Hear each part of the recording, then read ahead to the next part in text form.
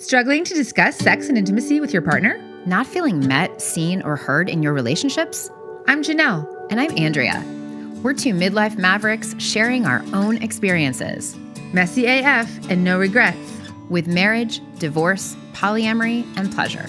We've learned that when you're brave enough to figure out what you want and ask for it, with partners, friends, family, and most importantly, yourself, you'll feel more alive and free. Question everything, especially your mother's advice. There's no rom-com formula for this, but don't panic. Being alone matters. Honey, I can't miss you if you don't leave. What if your breakup could be your breakthrough? Our podcast is for brave hearts.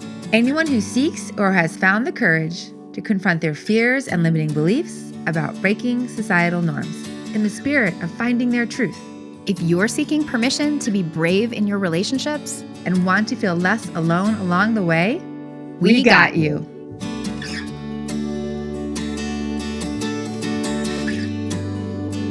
Okay, that's Greg Kelly. Woo! It's fucking electric. It's like he is like such a force. Like, oh my God. Yes, Bravehearts, you always like that. Are just hearing this, or you're about to experience one of the most electrifying interviews we have done on any topic here by this friend of Andrea's who is so funny, so passionate, so descriptive, so eloquent, and yes. Yeah, it's like a rip-roaring good time is what I feel like I just had. Yeah, we're talking about redefining the placebo effect. We're talking about redefining grace, the struggle we all have with faith, despite the miracles we see every day, and just how someone can go from Catholicism to a witch. To a witch, exactly. So, buckle the fuck up.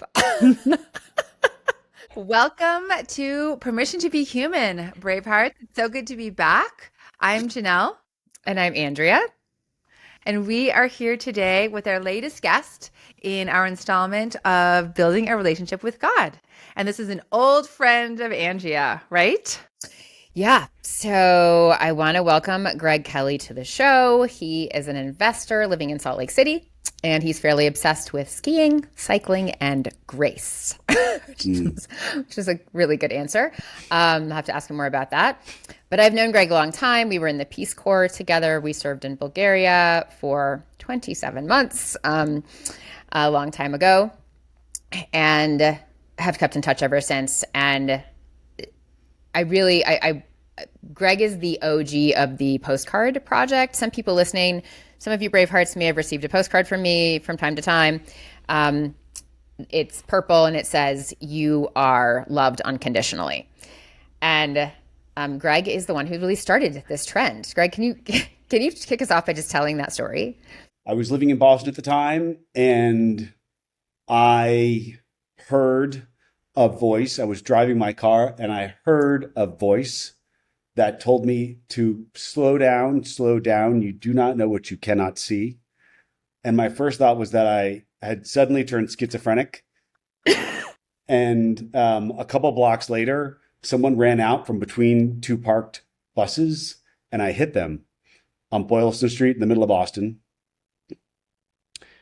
I hit them. They went down. They jumped back up, apologized, and ran across the street. And I pulled my car over to the side of the road, and there were these two women sitting on the bench in Copley Square, and they said, "You know, he put a dent in your car." And so I was like, out of my mind, right? Like, here, I've heard a voice. Oh my God. Someone's just run into my car. I've hit them, I've hit a pedestrian in the middle of Boston. They've run across the street. So I run after them thinking we should sort this out. And I catch them and they're fine. They're totally fine. They don't want to go to the ER. And I have a dent in my car from making contact with this person so hard. And again, you know, I thought like, oh, this is insane. Like, soon thereafter, I went to my doctor twice in the process saying, I think that we should figure out if I'm losing my mind. And both times she was like, these things happen, right? And but but so that happened. And then soon thereafter, I had a whole, that sort of kicked off a whole series of things. But as it relates to the postcards, in 3 separate instances, not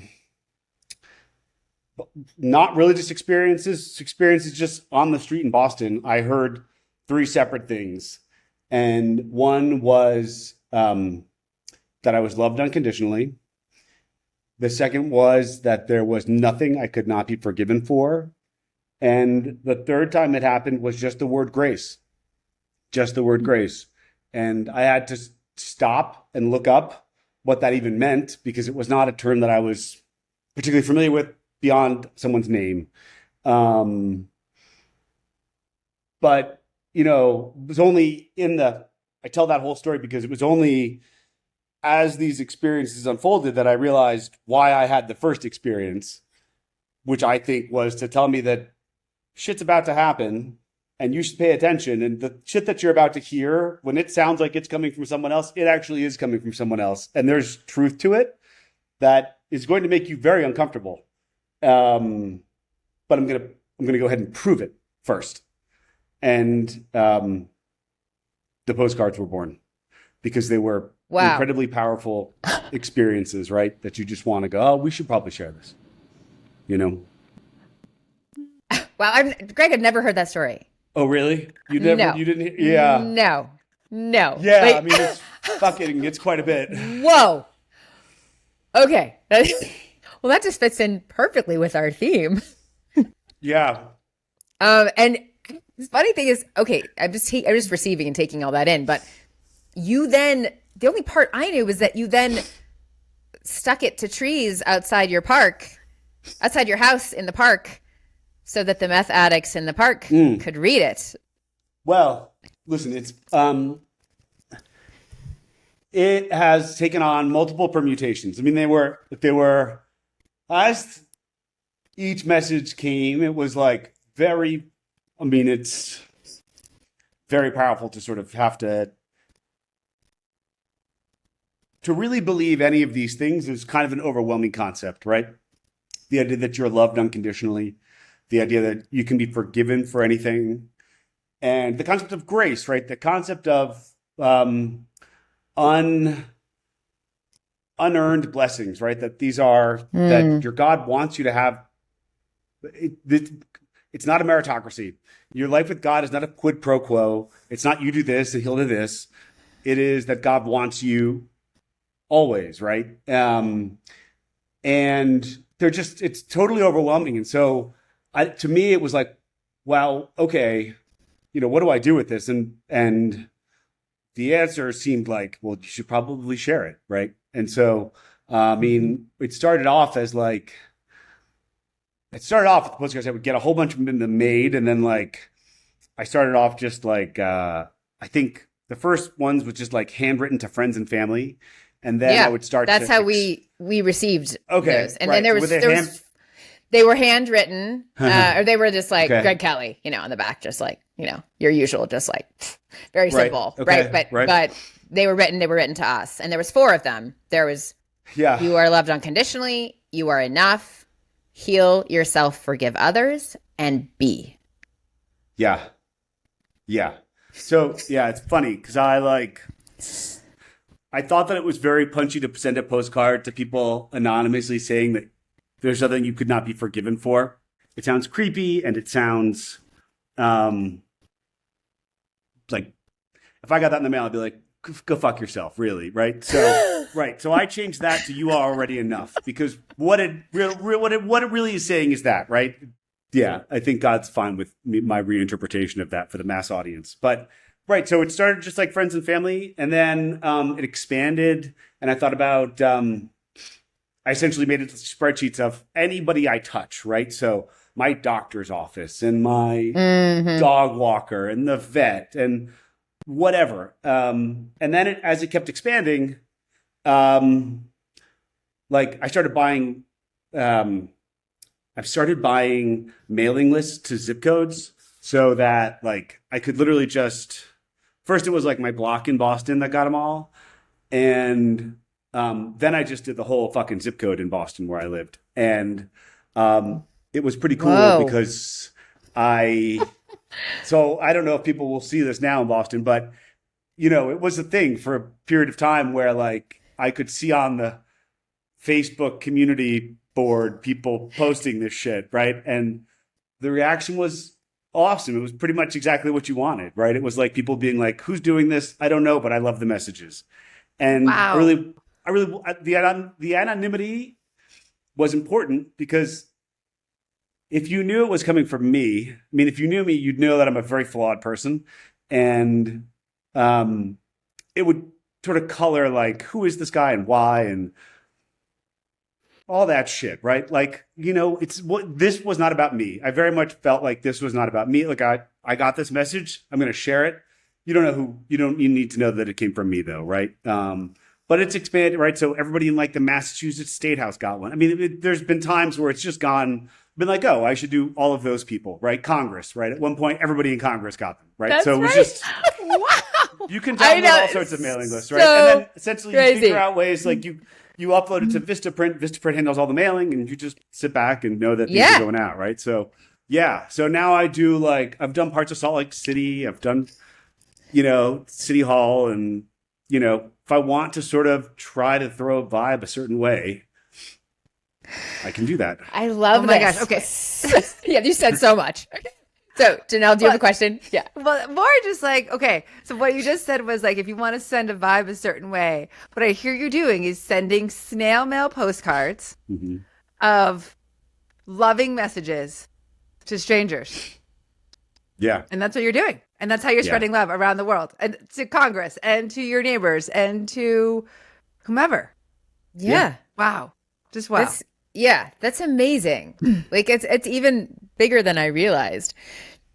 We haven't talked about it in a while. So how has your belief in those messages shifted, or the belief in the source of them shifted across the last 10 years since you've been doing it? Yeah, it hasn't been 10 years. I feel like five, at least 5.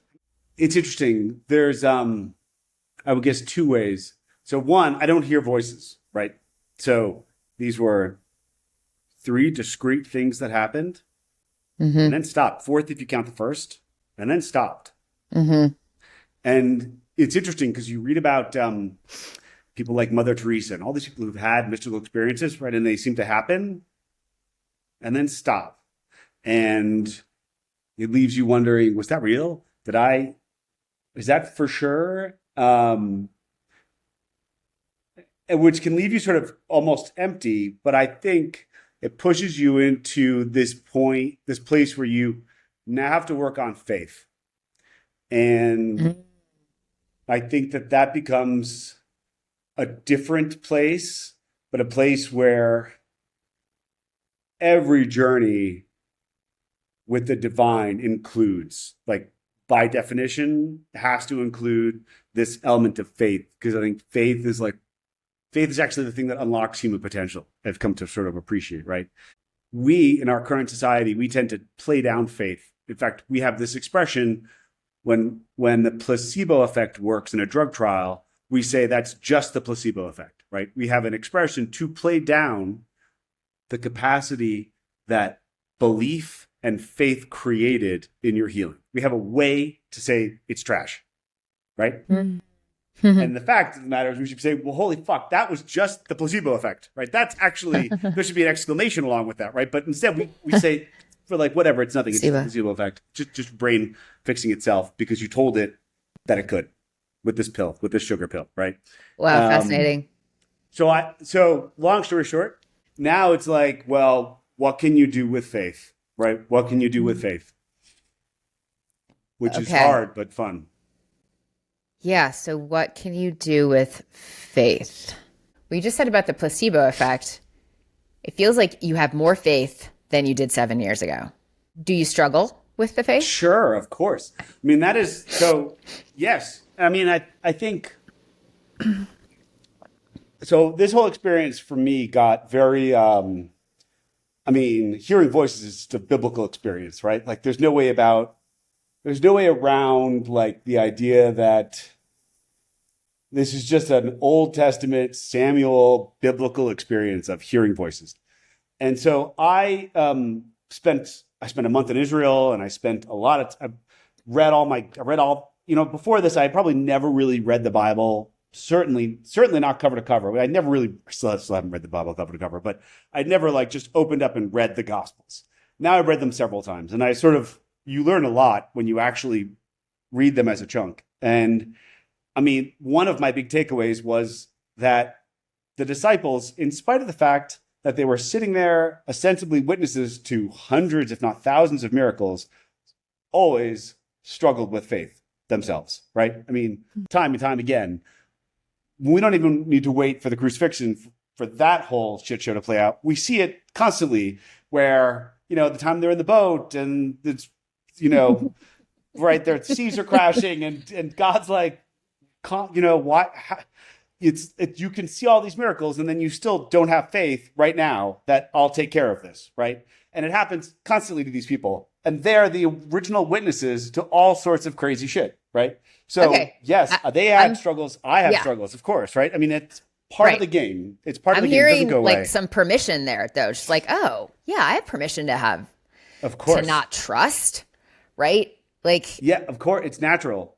Right. It is natural. But I see myself like I fall into that and then I trust. And then I fall into that and then I trust. I mean, I think all of this stuff it's like this tension between the rational and the irrational, right? Because on one hand, you're like, you apply your rational brain, which is part of this thing that God made you with. And then you're sort of expected to have faith in things that you cannot see and you cannot apply the same rationality to, right? And so there's this fundamental ongoing tension between, it's like, how do you exist in this world of faith and irrationality, but still be rational, right? I mean, it's inherently full of tension. Mm-hmm. Yeah.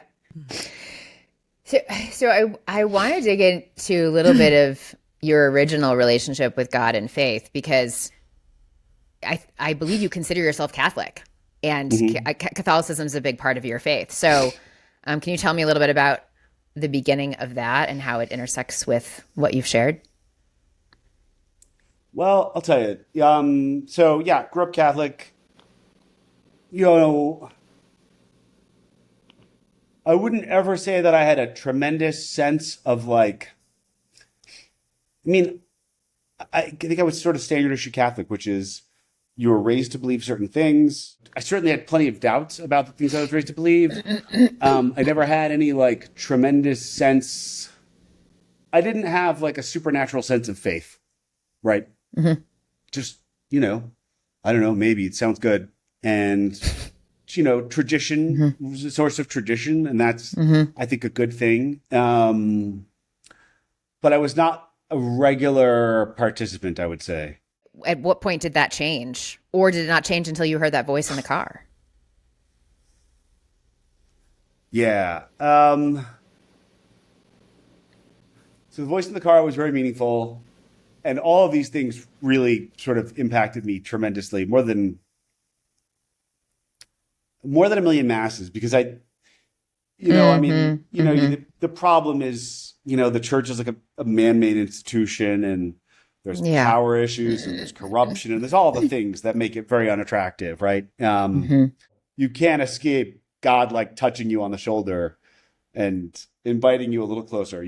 That's not you cannot. You could decline it. I actually think when I've talked to friends about this stuff, I'm so always surprised by how many people have had not the same. There's nothing ever the same, but people who've had experiences along these lines and have chosen to sort of not engage. Because it is sort of a crazy, crazy thing. And it creates like, as amazing as it is, it also means like, someone's probably fucking watching you. And, all of the sense of there's a sense of accountability, right? And I think for me also there was a sense of, okay, well, if I do believe that there's a spiritual world that I cannot see, I think the thing that we love to talk about is guardian angels and and great vibes that help you. But what we don't like to talk about is the inverse of that, which is probably also true if there's a spiritual world we cannot see, right? There are probably negative forces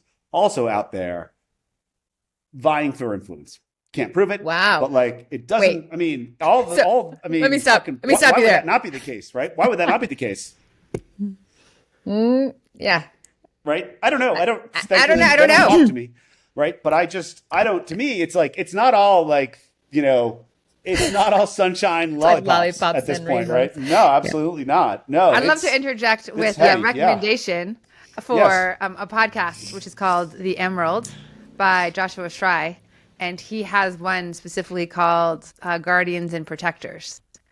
And that episode really goes into why so many indigenous communities and traditional cultures have a lot of protections around in rituals and practices around how to protect themselves from whatever you want to call it, negative spirits, something, right? Because they're just acknowledging that when you go into the unseen, you don't know what you're going to see, and so you need to protect yourself. That's right.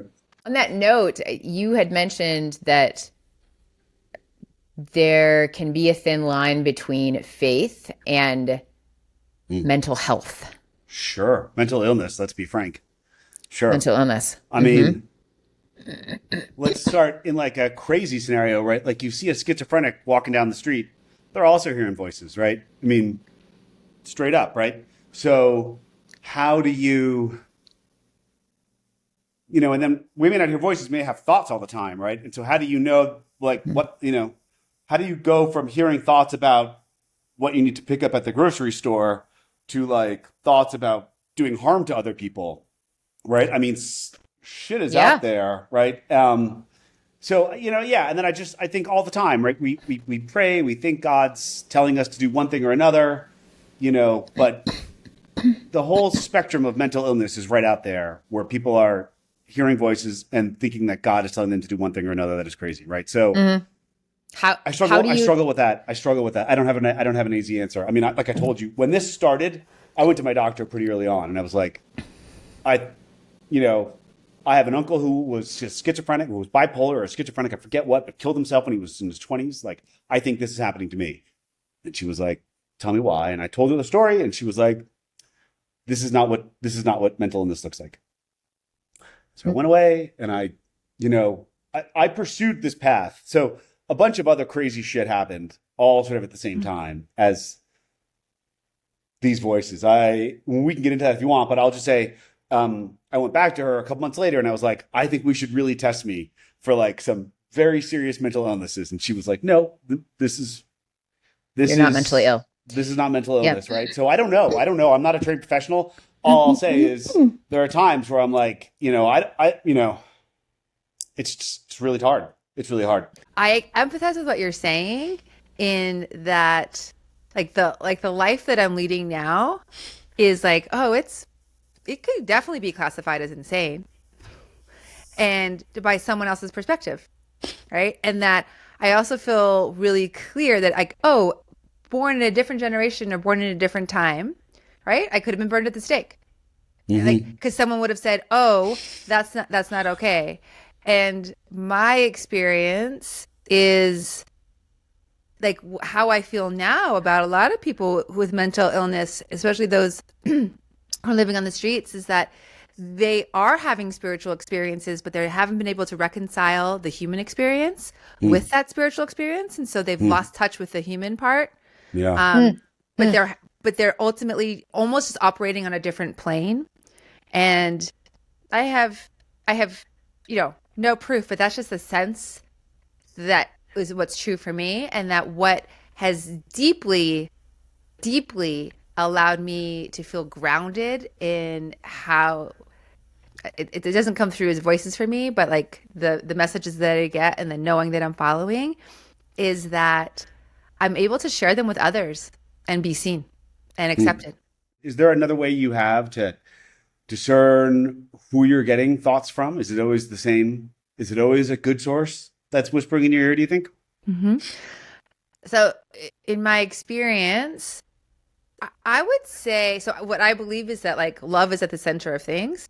And so if like the discernment, if what it's asking me to do is question something that essentially was man-made or a construct or a conditioning that I've been told by outside of me, right? Versus a direct experience, then it's like, I'm like, okay, I'm going to question if it came from outside of me versus it came from inside of me. Yeah. This is very much what the podcast is about too. Like Greg, it's just like questioning, question everything, right? Particularly the conditioning that we've been given across time. And in some ways, right? Like I just had someone, say to me, oh, when he, found out that I'm an erotic wellness practitioner, he's like, I'm going to pray for your soul. And I'm like, great. I was like, you can pray for my soul. My soul feels really great to me. And I feel like I'm in service.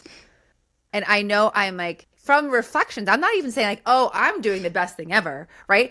The people that I'm working with are telling me how much more alive and how much more free and how much more themselves and how much like they feel different as a result. So I'm not even saying, oh, I'm this healer who's going out and saving the world. It's like, no, I'm just doing my thing and someone's telling me thank you. Right. And so I'm also am attuning to that. But I will say that it is, as I'm navigating anyway, these concepts and these ideas that are coming through me that are not reflected in the world around me, that I do have Andrea and several other friends who I am counting on to reflect back to me if I deviate to a path that does not have love at the center of it. Yes. Yeah. I think that's true. And we're, Janelle and I often talk about, like I say that like Janelle's like dancing between dimensions on the reg. And like, I'm like going to piano recitals. So like, I'm a little more grounded and there's a nice like tension or like a rope that's kept taut there between. And she's like showing me things and I'm just like, no, but we have to do this. And so that works. Okay. Greg, do you have a name that you call, is it spirit? Is it universe? God? God.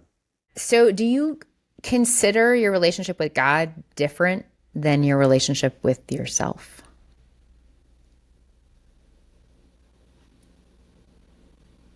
Well, sure.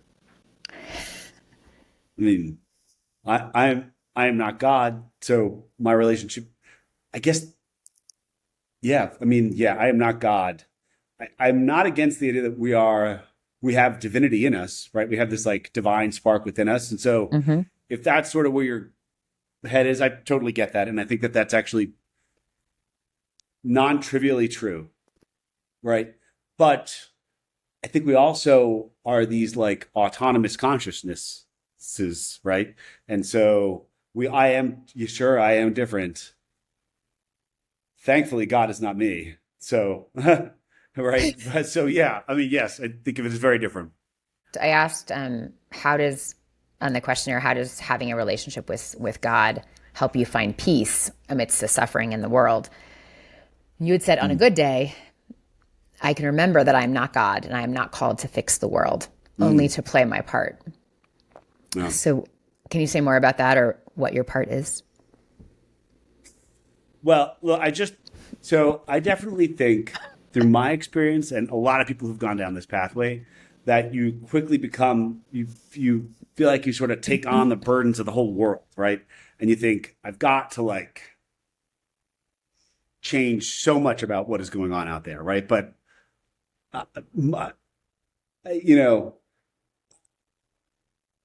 like my job is just to sort of work with the tiny corner of the universe that I come into contact with, right?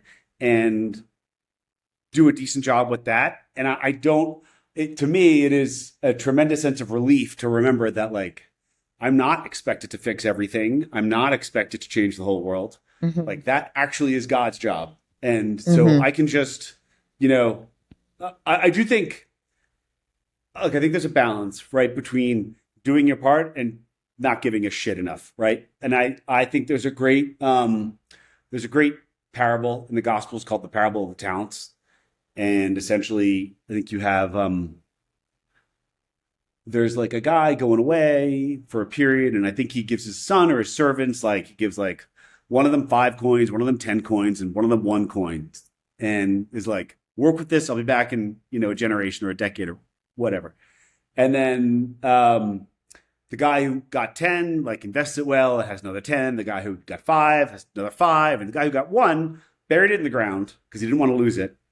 And so when the guy came back, he was like, the guy who made a lot of money with it worked his talents. He gave him more. And the same thing to the guy in the middle.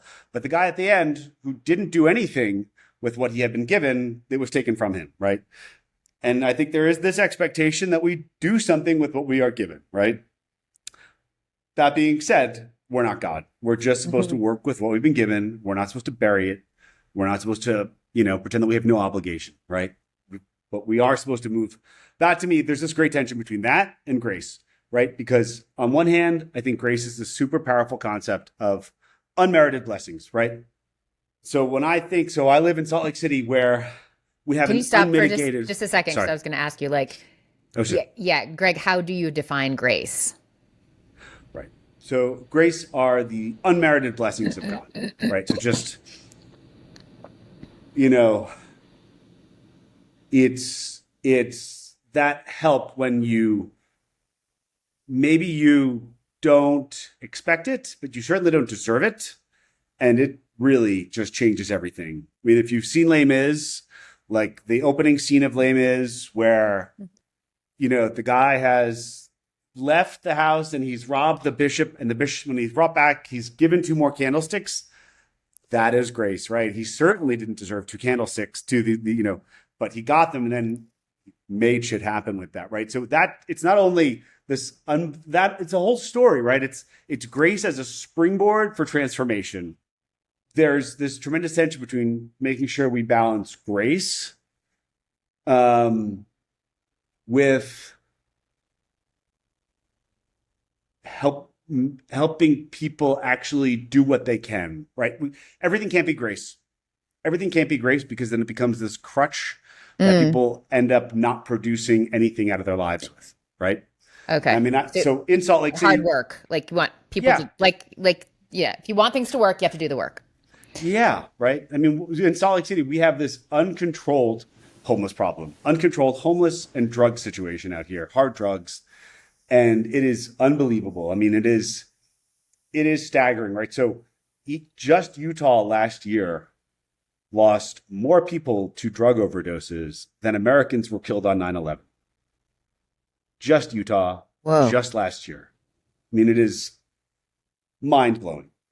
And, we have this tremendous tension in the community of how do we deal with this, right? Do we just build more shelter beds? Do we only build more shelter beds and more soup kitchens, which to my mind have not fixed the problem and have not gotten these people the help that they need, right? But it is an important element of grace that they not starve on the street, right? But how do we help them actually move out of these cycles, right? Greg, I'm getting the sense, one, I feel like you just gave us our podcast title for this episode, which is Grace as a Springboard for Transformation. But I'm also getting the sense that like everything you're describing is how you live your life every day, all the time, right? This is the lens of which you're looking at the world. Sure, I try. I mean, yeah. Yeah, it's deep. Like, it feels like grace shows up in your life a lot, by you and for you. Is that true?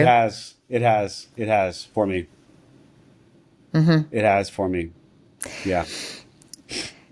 You once sent me an article, it was maybe a year ago, and then we had a discussion about making space for God. And this really struck me.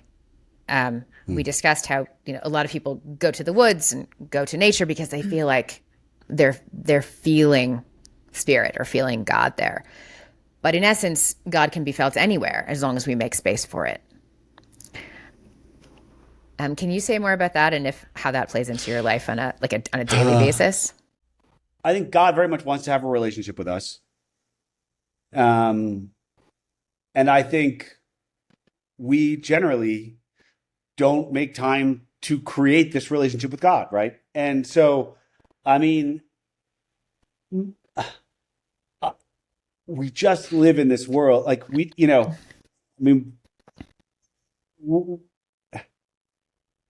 most people who are even religious go to church for an hour a week, and that's pretty much it, right?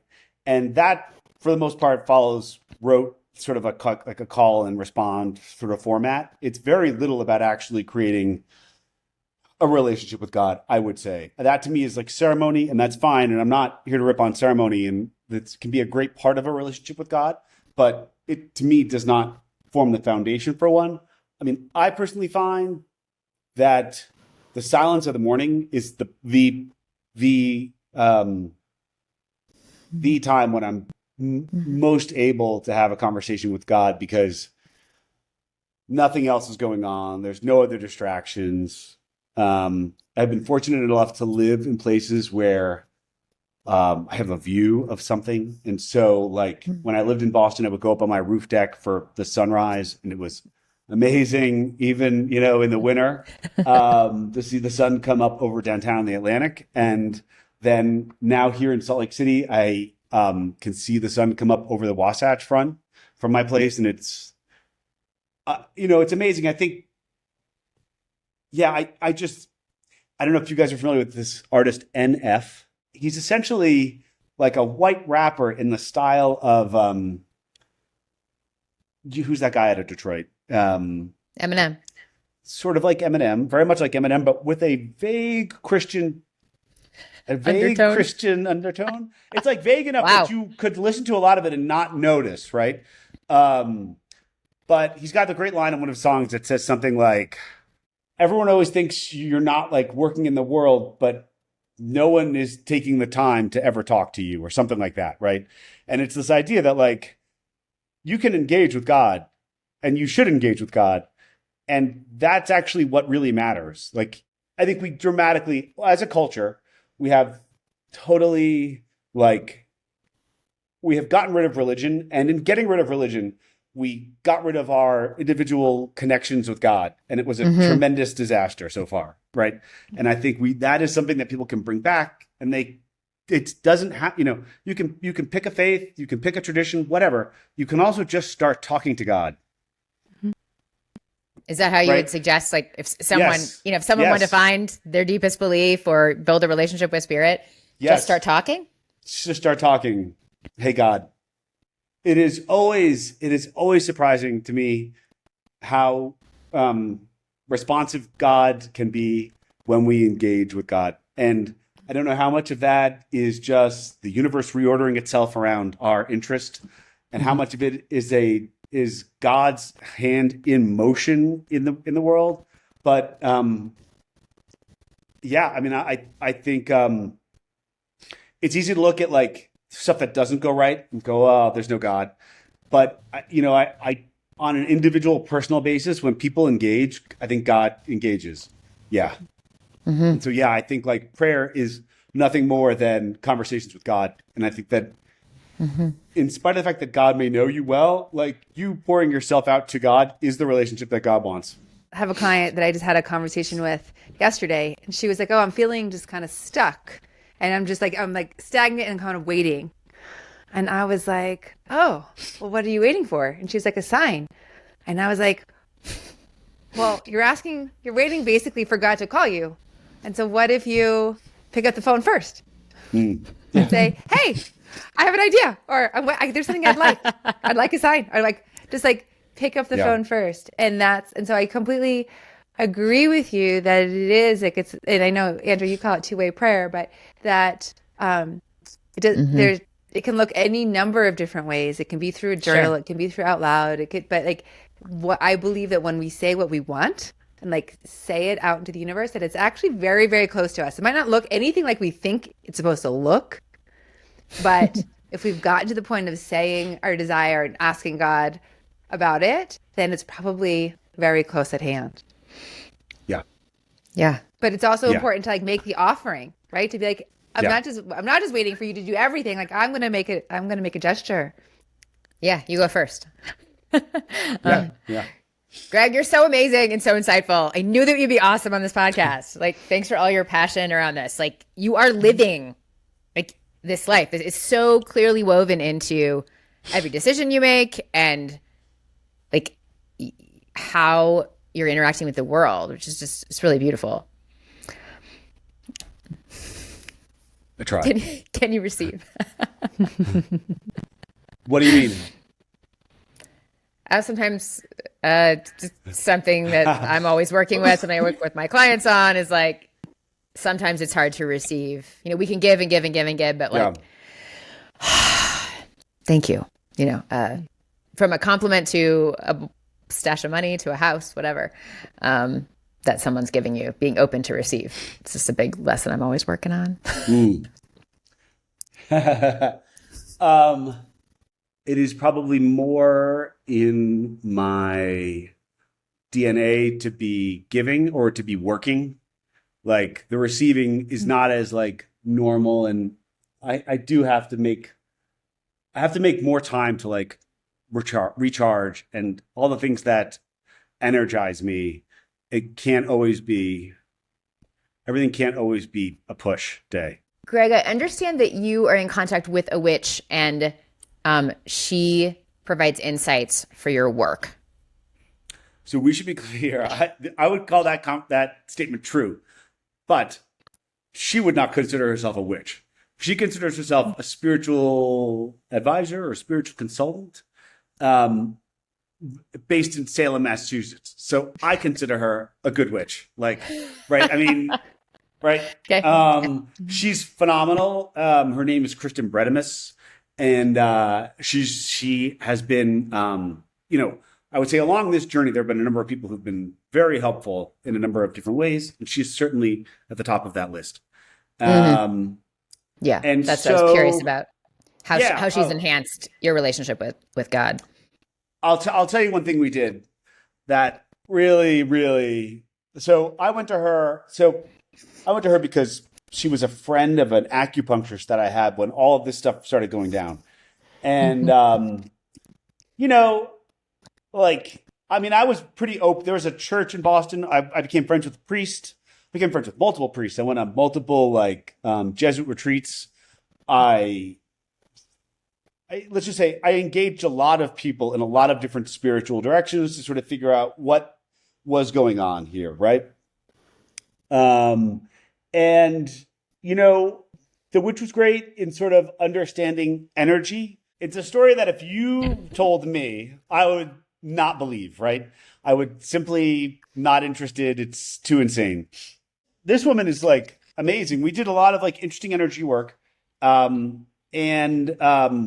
She clears houses of like energetic energy, and she does it for like mostly for realtors if they can't sell a place. And she did amazing stuff. I mean, from my downstairs neighbor in Boston was a realtor, couldn't sell a place forever. She goes in, she's like, oh, somebody got killed here, and clears it. The next person who comes through, bang, sold, right? Did it for someone else. He walks into his Coldwell Banker office, like, you'll never believe this. This other lady's like, I got the same thing. She clears the space, bang, next person through makes an offer. So I said to her, hey, let's just like clear my place. I'd be curious. I had at the time owned half of an old, like a 19th century brownstone. And I don't know, sometimes Chewy would sort of bark at nothing that seemed to move. And so I was just sort of curious. I don't know. Didn't have a strong view that my place was haunted, but I didn't think it wasn't haunted. So she comes in, and at this point she had been teaching me certain meditations to sort of access, you know, she would say sort of spiritual realms and blah, blah, blah. So we do this together, and we sit down in my living room, and we go through this meditation. We open up, and she says, you know, how many spirits do you think we have here? And I was like, I don't know, maybe 5 or 6. She sort of agrees, and I don't know why I even thought that. And then she sort of was like, she would say she opened this sort of portal. And by the way, the backstory would be, she would tell you that when you die, you have 3 days to go to the light and move on. And after that point, the portal closes. And then if you haven't moved on for any number of reasons, you're stuck here until someone creates this opportunity again for you to move through. And so ostensibly she creates this portal, and I have no consciousness of this. But she said, oh, okay, yeah, a bunch of spirits are going. And then I felt on this shoulder, this very skin and bones shoulder, I felt something squeeze it. And I immediately knew that this was a spirit who wasn't leaving. I'm so out of my mind, I can't even speak. And then she says, oh, one of them doesn't want to leave. And of course, I'm thinking, I know that because it's already squeezing my shoulder. And somehow I know at this time just to tell it that it is loved unconditionally and everything is going to be fine. And it's loved and it's loved. And then she says, then it starts squeezing harder. And then the witch says to me, its family is here, but it doesn't want to go with them. I know because it's squeezing harder. Everything was happening to me a second or two before she's narrating it. And I'm like just sort of trying to keep my shit together and tell this thing, it's okay. It is loved unconditionally. Everything is fine. And then all of a sudden, the pressure releases entirely. And then she says, Jesus is here. Jesus in my living room in Boston, right? And I'm like, oh my God, but it just literally a second before she says this, let's go. And then she's like, it's going with Jesus. And that was that. And no, I've never been the same since, right? Because, and by the way, I still struggle with faith in spite of the fact that Jesus was in my living room and a ghost was holding on to my shoulder, right? And so, of course, we all struggle with faith, to come back to your earlier question, right? But yeah, so the witch was great for me in a lot of ways in just understanding energy and understanding. There were a handful of situations like that where, again, I don't actually have the receipts for that to share with you. I don't have a video. I don't have hard data, but I have an experience that tells me how real this is, right? And so to know that this was a real thing, even though, time and time again, you go through this process of seeing seeing how real it is, it's that stuff like that was very helpful for obvious reasons, right? Yeah. Yeah. Wow. Thanks for telling the story. Sure. It's crazy. What I'm also hearing is that, right, you were also witnessed in that, right? Like you're not alone in this moment of revelation. That's right.